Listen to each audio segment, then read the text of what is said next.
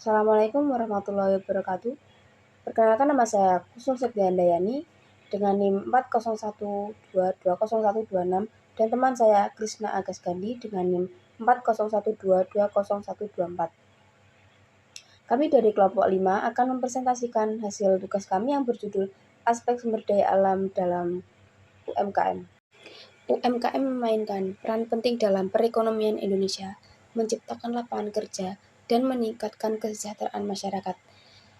Pengelolaan sumber daya manusia yang efektif adalah salah satu kunci utama kesuksesan dalam UMKM. Karena sumber daya manusia yang berkualitas dapat meningkatkan kinerja dan daya saing UMKM. Tujuan manajemen sumber daya manusia dalam usaha mikro kecil menengah ada 8. Di antaranya, yang pertama tujuan organisasional, yang kedua tujuan fungsional, yang ketiga tujuan kemasyarakatan, yang keempat tujuan pribadi, yang kelima tujuan kompetisi, yang keenam motivasi dan penghargaan, yang ketujuh komunikasi efektif, dan yang terakhir adaptasi terhadap perubahan. Tujuan yang pertama adalah tujuan operasional. Tujuan ini berfokus pada bagaimana sumber daya manusia mendukung pencapaian tujuan bagi perusahaan. Sumber daya manusia dirancang agar setiap individu berkontribusi secara maksimal untuk mencapai visi dan misi organisasi. Contohnya nih, sebuah UMKM manufaktur menetapkan target peningkatan sebesar 20% per tahun. Kemudian untuk mencapai target ini, manajemen sumber daya manusia memastikan bahwa karyawan mendapatkan pelatihan yang sesuai serta mengelola penjadwalan yang efisien. Kemudian yang kedua, tujuan fungsional. Yang kedua adalah tujuan fungsional. Manajemen sumber daya manusia bertanggung jawab untuk memastikan bahwa setiap individu ini bekerja dengan fungsi dan tanggung jawabnya masing-masing. Contohnya, dalam UMKM retail, manajer SDM memastikan bahwa staf penjualan berfokus pada interaksinya pelanggan, sementara bagian gudang bertanggung jawab atas stok-stoknya barang. Seperti kalau barangnya habis, barang kurang, kayak gitu. Yang ketiga ada tujuan kemasyarakatan. UMKM memiliki tanggung jawab sosial terhadap masyarakat dan lingkungan sekitarnya, sehingga perlu meminimalkan dampak negatif dan memberikan kontribusi yang positif. Selanjutnya, tujuan personal atau pribadi. Tujuan ini mencangkup perhatian terhadap pengembangan karir dan kesejahteraan individu, sehingga karyawan merasa dihargai dan termotivasi. Yang kelima, pengembangan kompetisi. Pelatihan dan pengembangan karyawan menjadi fokus utama untuk meningkatkan keterampilan dan pengetahuan yang relevan dengan kebutuhan bisnis. Dengan sumber daya manusia yang kompeten, UMKM dapat beradaptasi dengan perubahan pasar dan meningkatkan daya saing. Kemudian yang keenam, motivasi dan penghargaan. Membangun budaya kerja yang Tujuan yang keenam adalah motivasi dan penghargaan. Contohnya, sebuah UMKM fashion memberikan bonus kepada karyawannya karena telah mencapai target penjualannya. Kemudian tujuan yang ketujuh adalah komunikasi efektif. Contohnya, dalam UMKM layanan konsultasi manajemen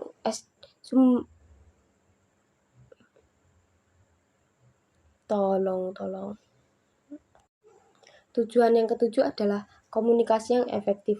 Komunikasi yang terbuka dan efektif membantu mendorong kerjasama tim, menyelesaikan masalah lebih cepat, dan meningkatkan produktivitas. Kemudian yang terakhir ada adaptasi terhadap perubahan. UMKM ini harus mampu beradaptasi dengan perusahaan eksternal seperti teknologi dan regulasi untuk tetap kompetitif.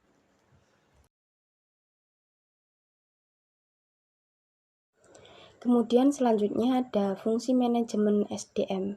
Yang pertama, ada keanggotaan atau staffing, yang kedua perencanaan atau planning, yang ketiga rekrutmen, yang keempat seleksi, yang kelima evaluasi kinerja, kemudian kompensasi, selanjutnya pelatihan dan pengembangan, yang kedelapan hubungan karyawan, dan yang terakhir keselamatan dan kesehatan kerja. Yang pertama ada keanggotaan atau staffing, biasa kita sebut sebagai staff, berfungsi untuk mengatur keanggotaan perusahaan atau organisasi.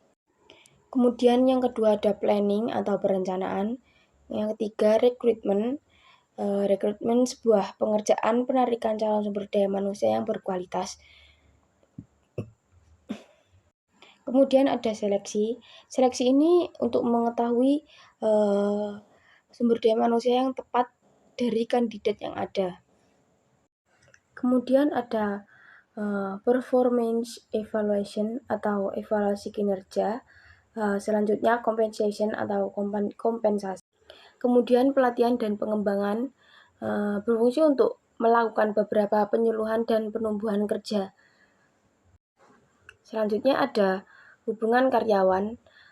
Pada bagian human research atau HR mempunyai tanggung jawab untuk menjaga hubungan sumber daya manusia agar terhindar dari perilaku yang tidak baik seperti tidak mau bekerja, bolos-bolos seperti itu.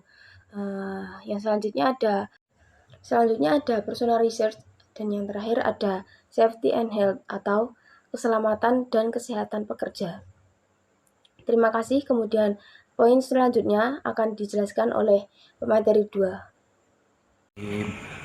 Bismillahirrahmanirrahim. Di sini saya akan menjelaskan aspek manajemen sumber daya manusia dalam UMKM. Manajemen sumber daya manusia atau bisa disingkat MSDM merupakan aspek krusial dalam keberlangsungan pertumbuhan usaha mikro, kecil maupun menengah. Aspek krusial sendiri yaitu hal yang mendasar saat kita mau mendirikan usaha. Hal ini tidak bisa dihindari saat kita mau membuat usaha, karena ini adalah dasarnya. Ya, ini adalah dasarnya. Ada beberapa hal yang harus kita perhatikan dalam aspek-aspeknya, yaitu yang pertama aspek manajemen sumber daya manusia. Yang harus diperhatikan adalah karena adanya manajemen sumber daya manusia yang baik akan memudahkan dalam capaian target kita dengan karyawan untuk menjalankan usaha. Tujuannya efisiensi operasional dan kualitas produk. Dengan strategi ini mereka atau kita dapat memastikan setiap produksi yang kita kelola selalu dalam berkualitas tinggi dan dapat meningkatkan kepuasan pelanggan. Hal yang harus diperhatikan lagi adalah langkah-langkahnya. Yang pertama adalah founding team. Sebelum kita membuat sebuah usaha atau mendirikan sebuah usaha, kita harus memperhitungkan orang-orang yang memiliki potensi, kemampuan dalam membangun usaha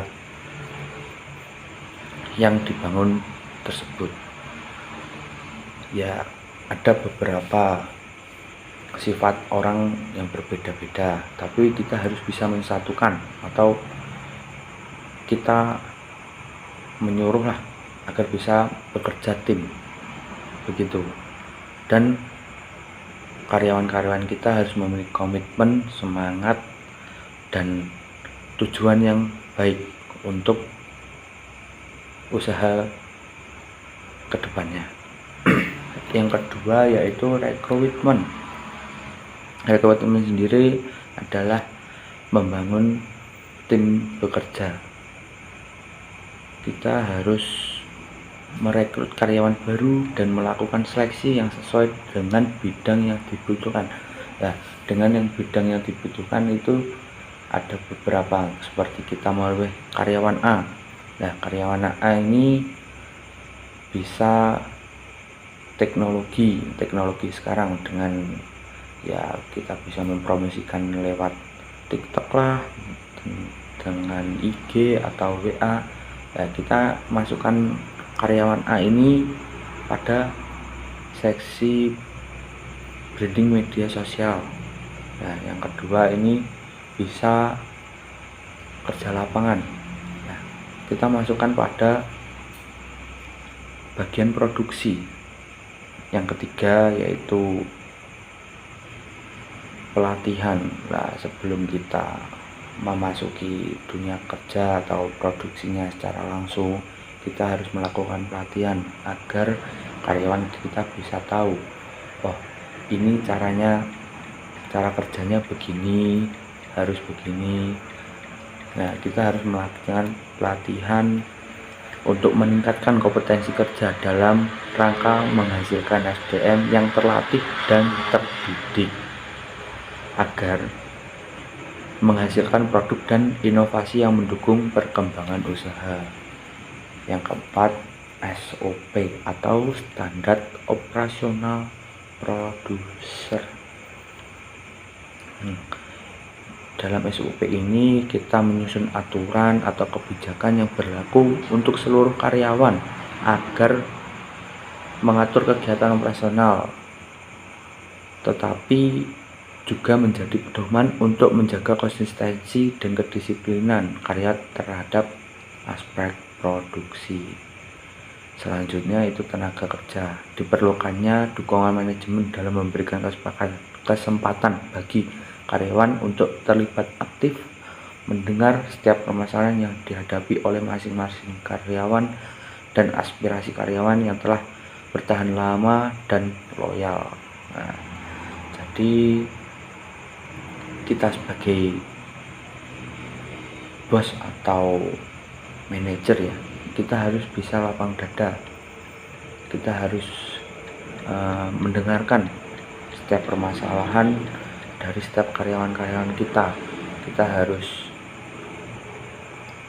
bisa mencari masalah, bisa memecahkan masalah dari karyawan-karyawan kita agar karyawan tidak,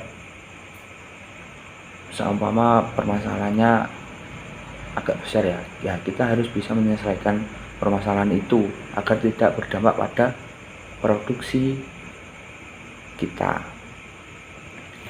Yang selanjutnya yaitu pemberian remunerasi atau upah gaji adalah sebuah keharusan yang diberikan perusahaan. Hal ini menjadi salah satu kepuasan bagi karyawan bila mana memperoleh upah yang sesuai. Begini, untuk upah itu kita harus memberikan upah yang sesuai dengan perjanjian di awal.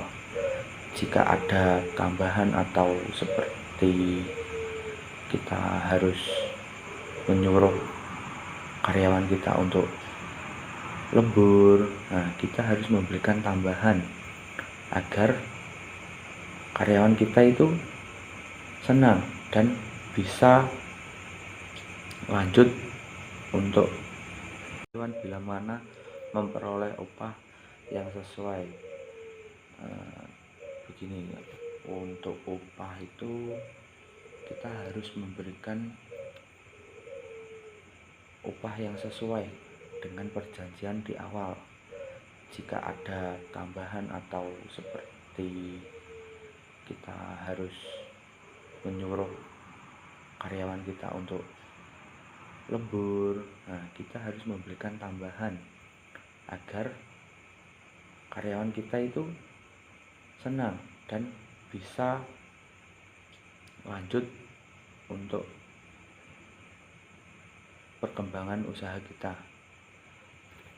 Seterusnya yaitu evaluasi MSDM. Evaluasi MSDM ini seperti kita mengevaluasi lah setiap tahunnya atau setiap bulan agar kita bisa memberikan motivasi terus menerus agar kinerjanya lebih baik lagi. Contohnya ya seperti ini 3 bulan saja. Bulan pertama kita produksinya baik, bulan kedua produksi kita sedikit menurun, dan produksi pada bulan ketiga ini sangat menurun sekali. Nah, kita harus mengevaluasi pada produksi ini dan orang-orang yang ada dalam produksi inilah. Kenapa kita tanya apa ada yang kurang, bagaimana keluhan dalam lapangan, begitu. Yang kedua yaitu aspek hukum. Aspek hukum merupakan hal yang penting atau hal yang perlu diperhatikan saat membangun usaha. Dengan adanya aspek hukum, suatu usaha dapat teridentifikasi legalitasnya. Nah, sebelum membuat usaha, kita harus sudah memperhatikan aspek hukum itu agar kedepannya kita seumpama terjadi masalah atau sengketa atau apa gitu, kita bisa menjalankan atau bisa menghindari hal tersebut lah, agar kedepannya lebih baik lagi. Bisa dengan kita registrasi usaha, izin usaha mikro kecil, yaitu mengurus BRT atau BPOM, begitu contohnya. Sekian dari saya, terima kasih.